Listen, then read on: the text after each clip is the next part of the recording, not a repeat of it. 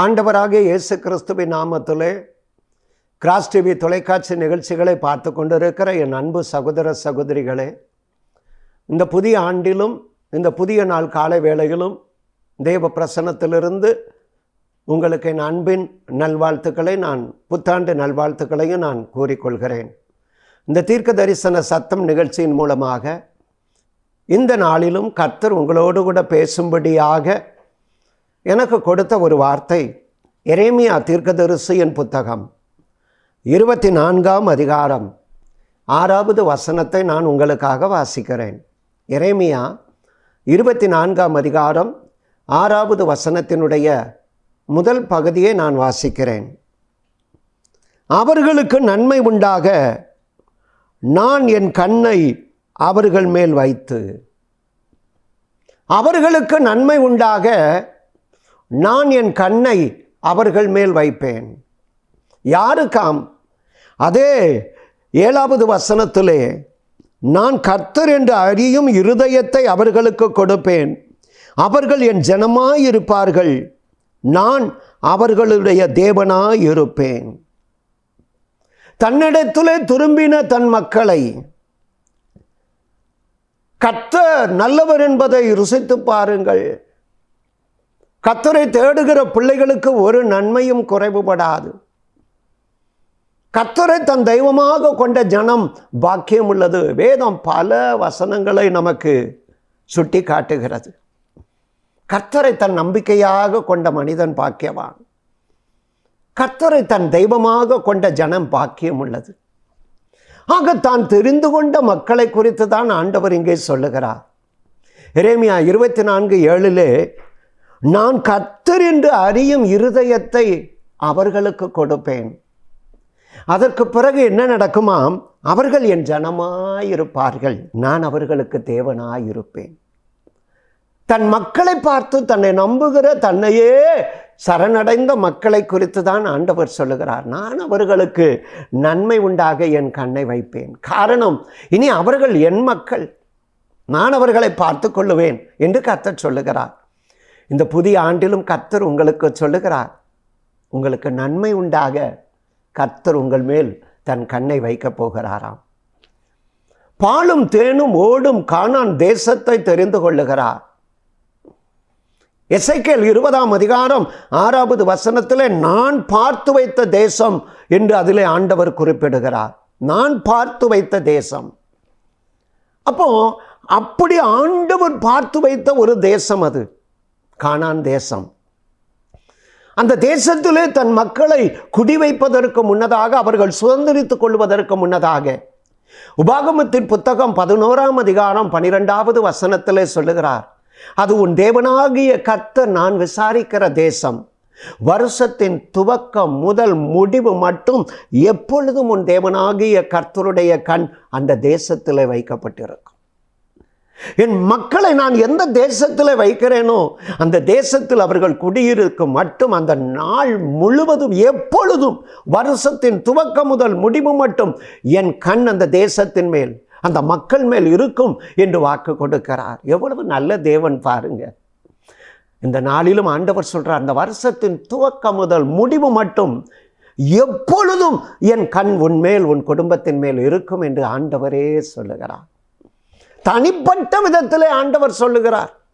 32ஆம் சங்கீதம் 8வது வசனத்தில் உன்மேல் என் கண் வைத்து, தனிப்பட்ட விதத்திலே சொல்லுகிறார், உன்மேல் என் கண்ணை வைப்பேன் அப்பா. நான் அவர்களுக்கு நன்மை உண்டாகவே அந்த கண் இருக்கும். காரணம் என்ன? இந்த உலகத்தில் எப்பொழுது பார்த்தாலும் நீதிமொழிகளின் புத்தகம் 23ஆம் அதிகாரம் 22வது வசனத்தில் இரத்தம் கலங்கின கண், மதுபானத்தினால் நிறைந்த கண்கள் உலாவுகிற ஒரு பூமி. நீதிமொழிகள் 6ஆம் அதிகாரம் 17வது வசனத்தில் இந்த உலகத்தில் நடமாடுகிற கண்கள் மேட்டிமை நிறைந்த கண்கள். அது மாத்திரமல்ல அருமையானவர்களே, நீதிமொழிகள் 28:22 சொல்லுகிறது, வன்கண் பொறாமை நிறைந்த கண்கள் உலாவுகிற ஒரு உலகத்திலே இன்றைக்கு நீங்களும் நானும் வாழ்ந்து கொண்டிருக்கிறோம். சங்கீதம் 73 சங்கீதம் 7வது வசனம் சொல்லுகிறது, அவர்கள் கண்கள் கொழுப்பினால் நிறைந்து எடுப்பாய் பார்க்கிறது. குற்றம் சுமத்துகிற கண்கள், பெருமையும் மேட்டிமையும் நிறைந்த கண்கள். 2 பேதுருவின் புத்தகம் 2ஆம் அதிகாரம் 14வது வசனத்திலே பாவத்தை விட்டு ஓயாத கண், பாவம் நிறைந்த கண், மதுபானத்தினால் இரத்தம் கலங்கின கண்கள், வன் கண்கள், கொழுப்பினால் நிறைந்து எடுப்பாய் பார்க்கிற மேட்டிமை நிறைந்த கண்கள், குற்றம் சுமத்துகிற கண்கள். இப்படிப்பட்ட கண்களுக்குள்ளே உலகம் நிறைந்திருக்கிறது. என் பிள்ளைகள், அங்கேதான் நீங்கள் வாழ்கிறீர்கள். ஆனால் ஆண்டவர் சொல்லுகிறார், உன்மேல் தனிப்பட்ட விதத்திலே சொல்லுகிறார், என் மகனே மகளே, உன்மேல் என் கண்ணை வைப்பேன், உன்மேல் என் கண்ணை வைப்பேன். எனக்கு அருமையானவர்களே, எதற்காம்? நான் அவர்களுக்கு நன்மை உண்டாகவே என் கண்ணை அவர்கள் மேல் வைப்பேன். வருஷத்தின் துவக்கம் முதல் முடிவு மட்டும் எப்பொழுதும் அந்த கண் உங்க மேல இருக்கும். உங்களுக்கு நன்மை உண்டாகவே அந்த கண் இருக்கும் என்று ஆண்டவர் ஒரு வாக்கு கொடுக்கிறார்.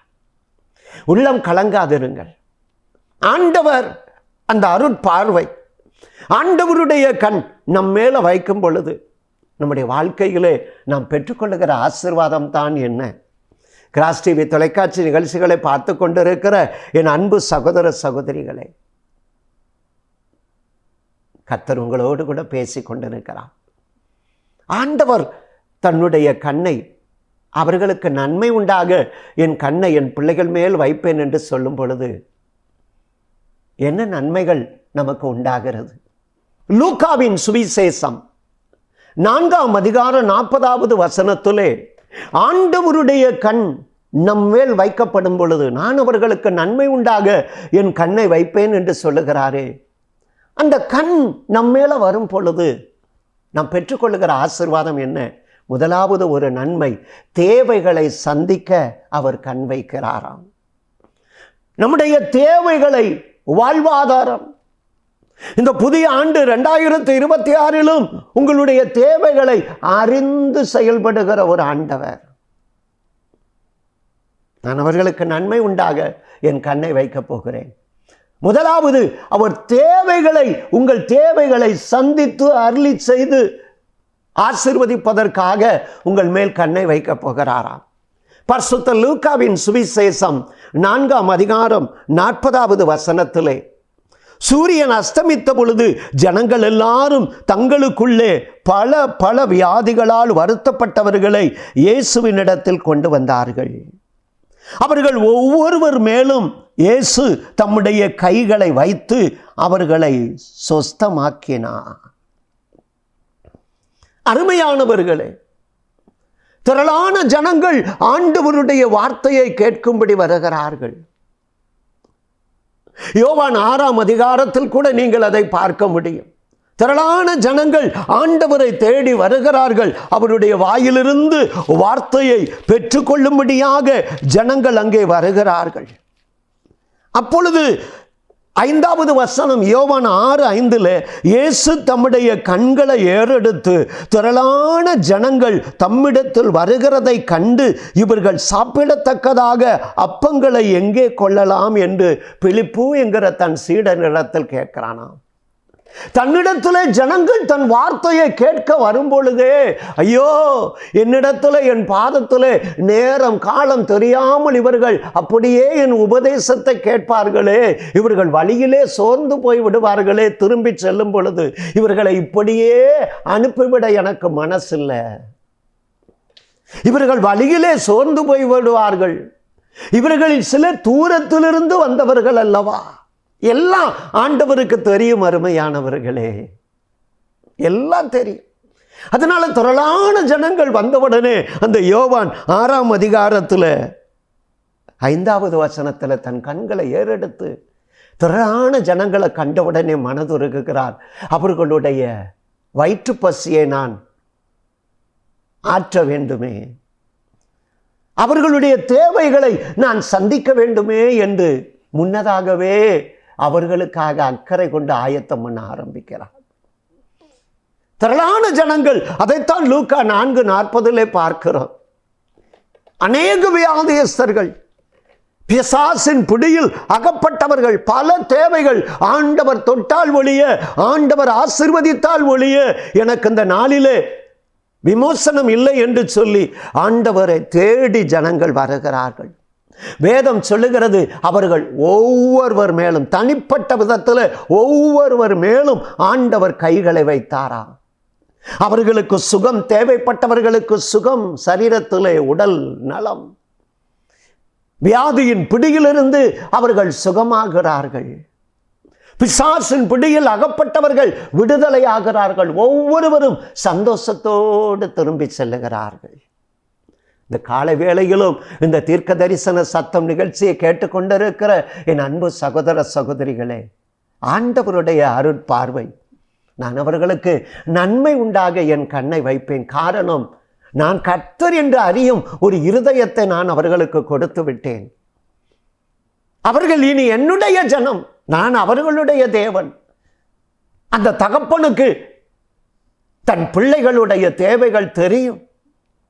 பொல்லாதவர்களாகிய நீங்கள் உங்கள் பிள்ளைகளுக்கு நல்ல ஈவுகளை கொடுக்க அறிந்திருக்கும் போது பரமபிதா அதிலும் மேலானவைகளை கொடுப்பது அதிக நிச்சயம் அல்லவா என்று மத்தேயு 6 நாம் பார்க்கிறோமே.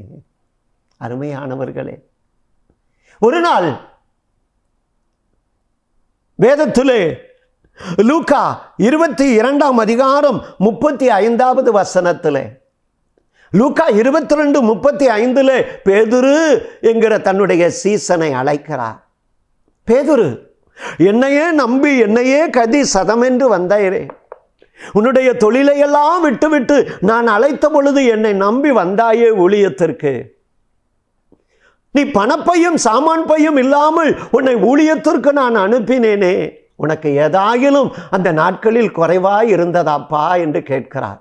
பேதுரு சொல்லுகிறான், ஆண்டவரே, ஒன்றும் குறைவாயில்லை, ஒன்றும் குறைவாயில்லை. நிறைவானது வரும் பொழுது எல்லா குறைவும் ஒளிந்து போகும் என்கிற வாக்கின்படி என்னுடைய வாழ்க்கையின் நிறைவே நீங்க தானே. நம்முடைய வாழ்க்கையின் நிறைவு அவர். அருமையானவர்களே, எல்லா குறைவையும் அவர் ஒழிய பண்ணுவார் இந்த ஆண்டு. உள்ளம் கலங்காதிருங்க, மனம் சஞ்சலப்படாதீங்க அருமையானவர்களே. மத்தேயு 17 25-27 ஒரு நாள் பேதுரு அதைத்தான் சொல்லுகிறான், நான் அனுபவப்பட்டிருக்கிறேன் ஆண்டவரே.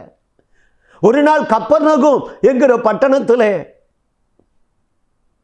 நீ வரிப்பணம் கொடுக்கவில்லையா, உன் போதகர் வரிப்பணம் கொடுக்கவில்லையா, நடு ரோட்டில் கழுத்தில் துண்டை போட்டு கேட்கிறத போல வரி உசலிக்கிறவன் கேட்டுட்டான். இவன் தலை குனிந்தவனாக வருகிறான். ஆண்டவர் இருந்த அந்த அறை மேல் வீட்டறையில் ஏறி வரும் பொழுது பேதுரு பேசுவதற்கு முன்னதாகவே கர்த்தர் பேசுகிறார். வரிப்பணம் கேட்டு விட்டானா, கடன்காரனை போல தலை குனிந்து விட்டாயா, கவலைப்படாதே. பேதுரு சொல்வதற்கு முன்னதாகவே நீ கடலுக்கு போ,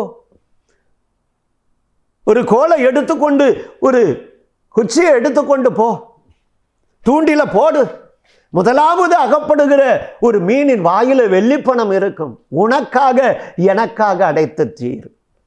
He is very much particular about you also.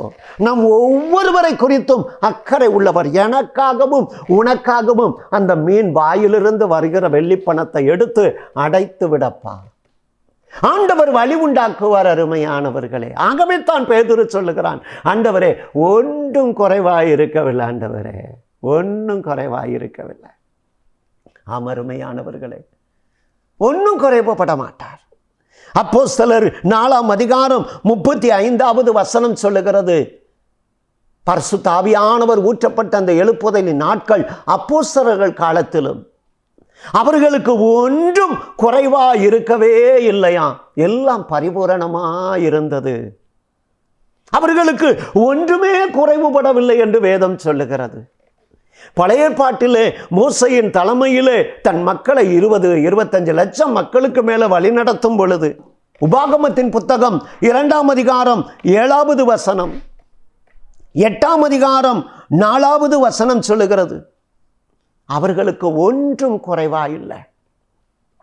இந்த 40 வருஷம் வனாந்தரத்திலே நான் உங்களை வழிநடத்தினேனே, ஒன்றும் அவர்களுக்கு குறைவுபடவில்லை. தேவைகளை சந்திப்பதிலே அக்கறை உள்ள ஒரு தேவனாய் இருந்தார். அது பழைய ஏற்பாடோ அல்லது அப்போஸ்தலர் காலத்திலே புதிய ஏற்பாடோ அல்லது தான் வாழ்ந்த நாட்களிலே தன்னுடைய சீடர்களோ, தன்னுடைய வார்த்தையை கேட்க வந்த மக்களுக்கு 5 அப்பத்தையும் 2 மீனையும் 7 அப்பத்தையும் சில சிறுமீன்களையும் கொடுத்து அவர்களை திருப்தி அடைஞ்சு மீதியாக 12 கூட 7 கூட எடுக்க வைத்தவர் சொல்லுகிறார், உன் பாத்திரம் நிரம்பி வழியும். நான் என் கையை திறக்கும் பொழுது சகல ஜீவராசிகளும் நன்மையினால் நிரப்பும் பொழுது இந்த கரம் உனக்காக திறக்க மாட்டேனா? ஆண்டவர் இந்த காலை வேளையிலே சொல்லுகிறார். பிள்ளைகளை குறித்து கலங்குகிறீங்களா? அவங்க வேலை, திருமணம், கடன் பிரச்சனை, கைகளின் பிரயாசங்கள் அல்லது பிள்ளையினுடைய ரட்சிப்புக்காக, அருமையானவர்களே, இந்த புதிய ஆண்டிலே ஆண்டவர் சொல்லுகிறார், நான் அவர்களுக்கு நன்மை உண்டாக என் கண்ணை அவர்கள் மேல் வைப்பேன். எப்பொழுதுதான்? தேவைகள் நிறைந்த நேரத்திலே நாம் அவரை நோக்கி பார்க்கும் பொழுது, என் மகனே மகளே, நாமும் தேவைகளை சந்திக்க நான் இருக்கிறேன் என்று நம் பட்சத்திலே அவர் ஓடோடி வருகிறார். இரண்டாவதாக, ஆண்டவர் நம் மேல் கண் வைக்கும் பொழுது, நான் உனக்கு நன்மை உண்டாக என் கண்ணை உன்மேல் வைப்பேன் என்று சொல்லுகிறாரே, அவர் நம் மேல கண் வைக்கும் பொழுது நமக்கு கிடைக்கிற நன்மை என்ன? 121 சங்கீதம் 4வது 5வது வசனத்தை நான் உங்களுக்காக வாசிக்கிறேன். இதோ இஸ்ரவேலை காக்கிறவர் உறங்குகிறதும் தூங்குகிறதும் இல்லை. கர்த்தர் உன்னை காக்கிறவர், கர்த்தர் உன் வலது பக்கத்திலே உனக்கு நிழலாயிருக்கிறார். இஸ்ரவேலை காக்கிறவர் உறங்குகிறதும் இல்லை, தூங்குகிறதும் இல்லையா. கர்த்தர் உன் போக்கையும் உன் வரத்தையும் இது முதற்கொண்டு என்றென்றைக்கும் நான் காப்பேன். பறந்து காக்கும் பட்சியாய் நமக்கு ஆதரவாய் இருப்பேன் என்று சொன்னவர், உன்னை என் கரத்து நிழலினால் மூடி மறைப்பேன் என்று சொன்னவர் அல்லவா. அவர் உறங்குகிறதும் இல்லை, தூங்குகிறதும் இல்லையாம், விழிப்பாயிருக்கிறார். இந்த ஆண்டு முழுவதும் நம்முடைய பயணங்களை ஆசீர்வதிப்பார், நம்முடைய கைகளின் பிரயாசங்களை ஆசீர்வதிப்பார். யோபுவையும் அவனுக்கு உண்டான எல்லாவற்றையும் வேலி அடைத்து பாதுகாத்தவர் அல்லவா. யாபேஸ் என்கிற தேவ மனிதன் ஜெபித்தான, தேவரீர் என்னை ஆசீர்வதியும், என் எல்லையை பெரிதாக்கும், கூடவே ஒன்று சொன்னான், தீங்கு என்னை துக்கப்படுத்தாதபடி அதற்கு விலக்கி பாதுகாத்து கொள்ளும். அவன் வேண்டிக் கொண்டதை இஸ்ரவேலின் தேவனாகிய கர்த்தர் அவனுக்கு அருளி செய்தார் என்று நாம் வாசிக்கிறோமே வேதத்திலே. நம்மை பாதுகாக்க ஒரு தேவன் இருக்கிறார். அவர் உறங்குறதும் இல்லை, தூங்குகிறதும் இல்லை, பாதுகாக்க கண் வைக்கிறாராம். தம்முடைய தூதர்களை அனுப்புவது மாத்திரமல்ல, அவர் உறங்குறதும் இல்லை, தூங்குறதும் இல்லை, நம்மை பார்த்து கொண்டே இருக்கிறார். நம்மை பார்த்து கொண்டே இருக்கிறார். எந்த மோச நாசங்கள் தீங்குகள் வரவிடாமல் காப்பார். தன் தூதனை அனுப்புவார். சிங்கத்தின் வாயை கட்டி தானியேலை காப்பாற்றின தேவன் அல்லவா. சாத்ராக், மேஷாக், ஆபேத்நேகோவுக்கு விரோதமாக அக்கினி சுவாலையிலே அவர்கள் வீசி எறியப்பட்டார்கள் 7 மடங்கு. கர்த்தரே இறங்கி வந்தார். 4வது ஆளாக உலாவி வந்து பாதுகாத்தார். ஆண்டவர் நம்மை பாதுகாக்க கண் வைக்கிற தேவன். அருமையானவர்களே, இஸ்ரவேலை காக்கிறவர் உறங்குறதும் இல்லை, தூங்குகிறதும் இல்லை. வேதம் சொல்லுகிறது, இந்த உலகத்திலே பிசாசானவன் எவர்களை விழுங்கலாமோ என்று கட்சித்து வகை தேடுகிற ஒரு காலம் அல்லவா. யாரை விழுங்கலாமோ என்று கட்சித்து வகை தேடுகிற ஒரு காலம் அல்லவா. ஆனால் யூதா கோத்திர சிங்கமாக உலகத்தில் இருக்கிறவனிலும் உங்களோடு கூட இருக்கிற நான் பெரியவர். சகரியாவின் புத்தகம் 2ஆம் அதிகாரம் 8வது வசனம் சொல்கிறது, உன்னை தொடுகிறவன் என் கண்மணியை தொடுகிறான். விழிப்பாயிருந்து பாதுகாக்கிறவர் உன் போக்கையும் வரத்தையும். ஏனென்றால் உன்னை தொடுகிறவன் என் கண்மணியை தொடுகிறான், விழிப்பாயிருந்து பார்க்கிறாராம். கவலைப்படாதீங்க. பிள்ளைகளை வெளியூரில் அனுப்பியிருக்கிறீங்க, வெளியூரில் படிக்க வைக்கிறீங்க, கப்பல் ஏறி திரள் யாத்திரை செய்கிறது போல தொழில் செய்கிறவர்கள் வெளி இடங்களிலே இருப்பார்கள், கப்பல் பயணங்களிலே இருப்பார்கள், தூர தேசத்தில் இருப்பார்கள். பிள்ளைகளை குறித்து படித்து முடித்துவிட்டு கல்லூரியிலோ பள்ளிக்கூடத்திலேயோ சிறு பிள்ளைகளுக்காக, வாலிப பிள்ளைகளுக்காக நீங்கள் காத்து கொண்டு இருக்கலாம். சில நேரம் ஒரு இனம் புரியாத பயம், பிள்ளைகள் பத்திரமா வந்து வீடு சொந்து சேரணுமே. ஆண்டவர் பாதுகாக்க கண் வைக்கிற தேவன் நம்முடைய தூதர்களை அனுப்புவார். மூன்றாவதாக, உன்மேல் என் கண் வைப்பேன் என்று சொல்லும் பொழுது நம்முடைய வாழ்க்கையில் நடைபெறுகிற காரியம்தான் என்ன?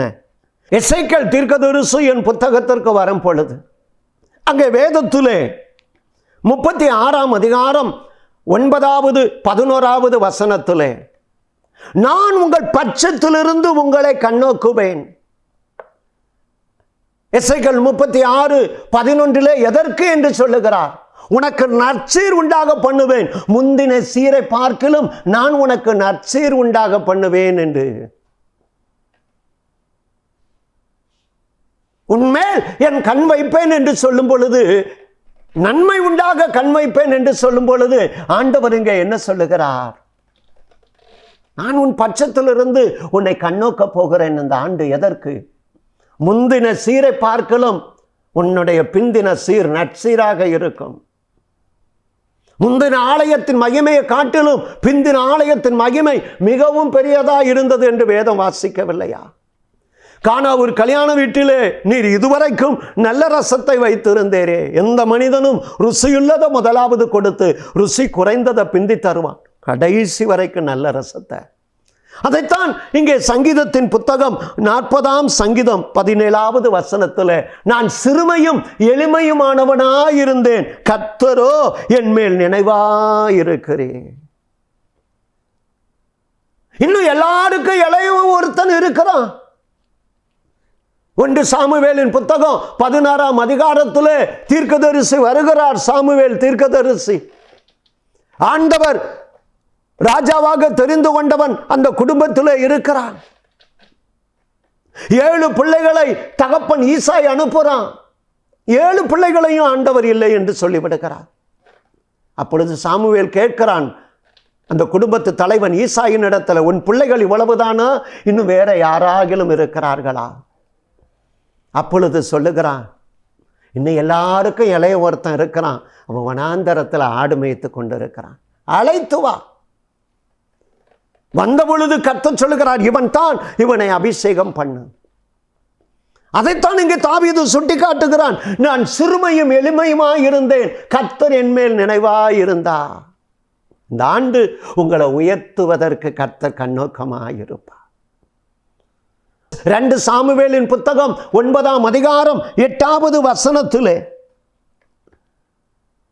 தாவீது அரண்மனையிலே சிங்காசனத்திலே இருக்கும் பொழுது யோனத்தான் குடும்பத்திலே என்னால் தயவு பெறத்தக்கவன் யாராகிலும் உண்டோ, மேபிபோசேத் என்கிற ஒரு கால் முடமான ஒரு மகனை அழைத்து கொண்டு வருகிறார்கள், ஒரு வாலிப மகனை.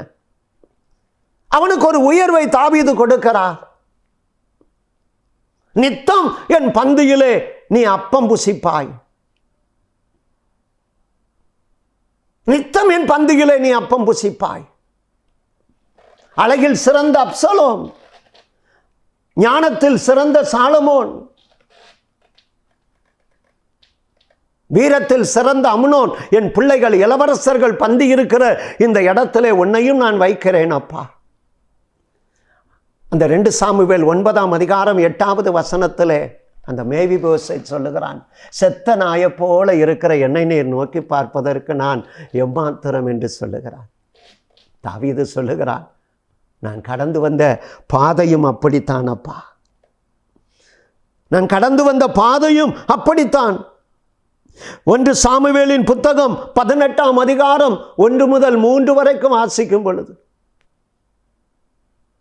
ஒரு நாள் நான் செத்த நாயை போல நான் அலைந்து திரிந்தேன். உன்னுடைய தாத்தா சவுலினிடத்திலே நான் கேட்டேன், இஸ்ரவேலின் ராஜா யாரை தேட புறப்பட்டார்? 1 சாமுவேலின் புத்தகம் 24ஆம் அதிகாரம் 14வது வசனத்தில், நான் ஒரு செத்த நாய் அல்லவா,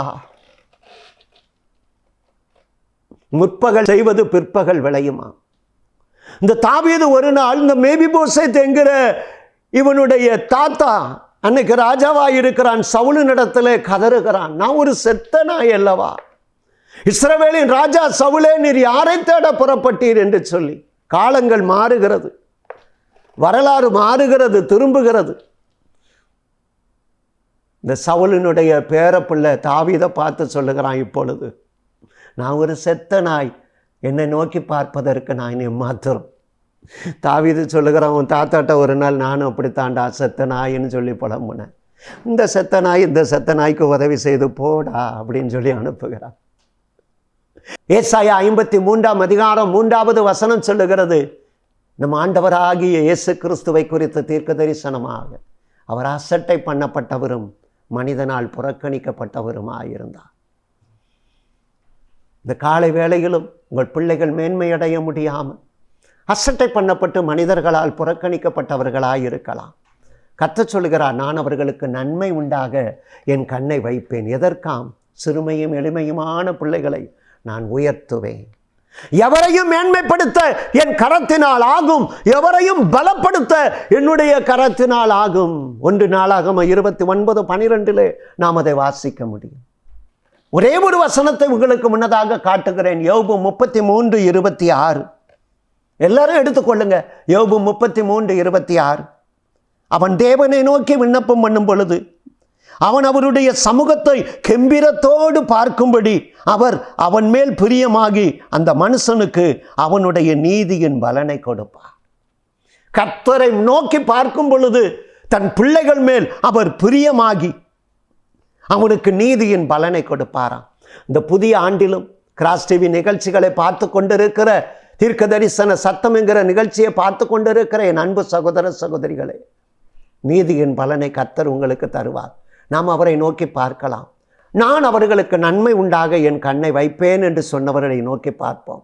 தேவைகளை சந்திக்க கண் வைப்பார், பாதுகாக்க கண் வைப்பார், உயர்த்துவதற்கு கண் வைப்பார். அவரை நோக்கி பார்க்கலாமா? எங்கள் அன்பின் பரலோக பிதாவே, இப்பொழுதும் இந்த நிகழ்ச்சியை பார்த்து கொண்டிருக்கிற உம்முடைய பிள்ளைகளுக்காக உம்முடைய முகத்தை நோக்கி பார்க்கிறேன் அப்பா. ஒரு மனிதன் தேவனை நோக்கி விண்ணப்பம் பண்ணும் பொழுது அவன் அவருடைய சமூகத்தை கெம்பீரத்தோடு பார்க்கும்படி கர்த்தர் அவன் மேல் பிரியமாகி அந்த மனுஷனுக்கு அவனுடைய நீதியின் பலனை கொடுப்பார் என்று வேதம் யோபுவிலே நாங்கள் வாசிக்கிறோம் அப்பா. நான் அவர்கள் பட்சத்திலிருந்து கண்ணோக்குவேன், அவர்களுக்கு முந்தின சீரை பார்க்கலும் நற்சீர் உண்டாக பண்ணுவேன் என்று சொல்லி உயர்த்துவதற்கு கண் வைக்கிற தேவன். நான் சிறுமையும் எளிமையும் ஆனேன், கர்த்தரோ என் மேல் நினைவாயிருக்கிறேன், எவரையும் மேன்மைப்படுத்த உடைய கரத்தினால் ஆகும் என்று தாவீது சொன்னது போல் நீங்க கண் வைக்கும் பொழுது ஆண்டவரே இந்த மக்களை உயர்த்துங்க ஐயா.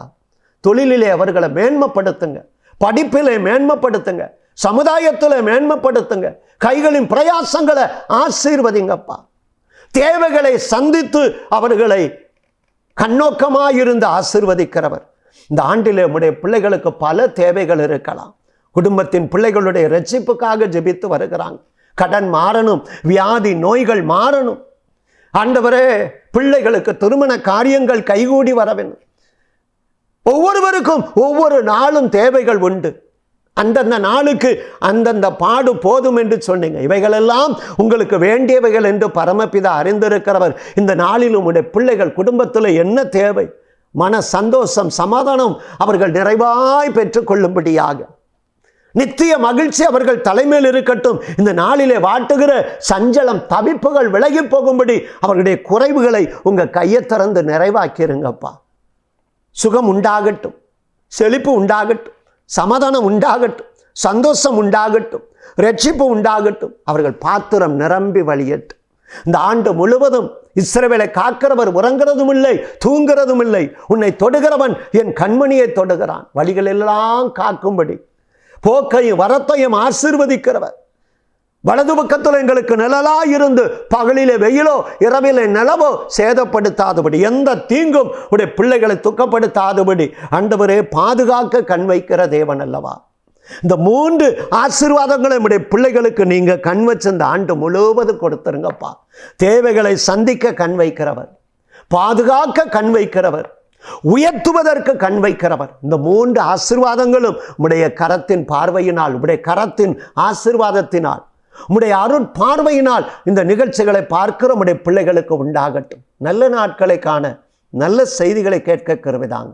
இயேசு இரட்சகர் இன்ப திருநாமத்தில் ஜெபிக்கிறேன் ஜீவனுள்ள நல்ல பிதாவே, ஆமென். God bless you. கர்த்தர் உங்களை ஆசீர்வதிப்பார்.